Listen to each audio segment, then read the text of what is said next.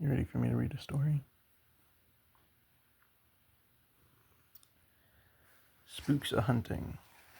Every year on St. Martin's night, the spooks set out for the forest. They ride along the high road, a great company of them, with their 3-footed dogs barking and yapping. If you happen to be out and hear them coming, you must fling yourself flat and shut your eyes. They will ride over you without hurting you, but woe betide you if you dare to look at them. And when the hunt passes through a village, the people must go into their houses, shut the doors, draw the curtains, and not peep through the windows until the grand procession has gone by. For the spooks hate prying eyes, and should you venture to look upon them, you will very likely regret it. Well, in a certain village there was a woman who had more curiosity than sense. She said this tale about the spooks not wishing to be looked at was rubbish. And anyhow, how were they to know whether they were being watched or not? She said, moreover, that she wanted to see the spooks, and that her chance came along. When her chance came along, she was going to take it. So on St. Martin's night, though she shut her door and drew the curtains, she left the curtains on her bedroom window just a little apart. And she blew out her candle, sat herself down beside the bedroom curtains, and through the little gap, peered out into the night.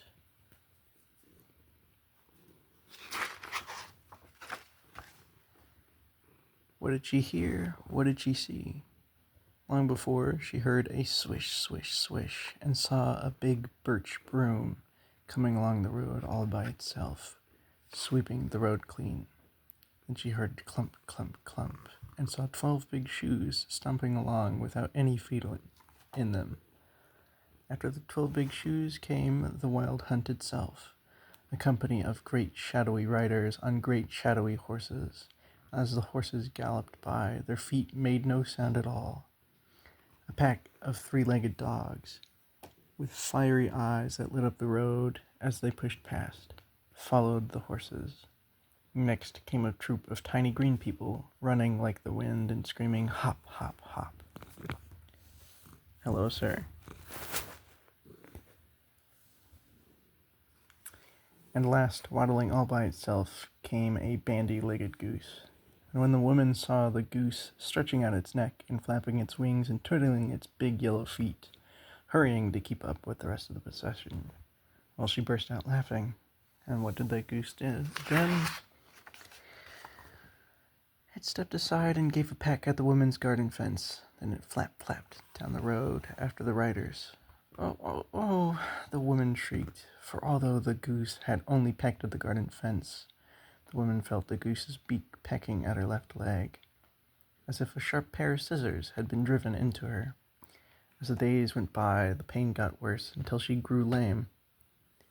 Lame she was, and lame she remained for a whole year. Then came St. Martin's night again.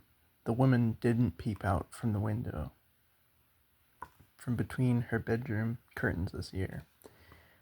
The house was dark, and she sat before her kitchen fire with her sore leg up on a stool, and the pain in her leg had never been worse. So she didn't see the birch broom sweeping the road, nor the big 12 shoes stomping along, nor the shadowy riders on their shadowy horses, not the fiery-eyed dogs, nor the tiny green people, nor the bandy-legged goose flapping its wings at the tail of the procession. But now the goose spoke in such a loud, clear voice that even though the doors and windows were shut, the woman could hear every word the goose was saying. "Last year I stuck a hook in this fence. Now I'll take it out." Then the goose stepped over to the woman's garden fence, gave a peck, and pulled out something that looked like a little silver fish hook. Hey, presto! Suddenly the pain vanished from the woman's leg. She jumped up, opened the window, and leaned out. "Oh, thank you, dear goose," she cried. And the goose answered, "Eyes that see more than they should will never bring their owner good. But she who's learned this lesson right need not fear St. Martin's night." And then it waddled away along the road with its neck stretched out and its wings flapping in a hurry to catch up with the grand procession.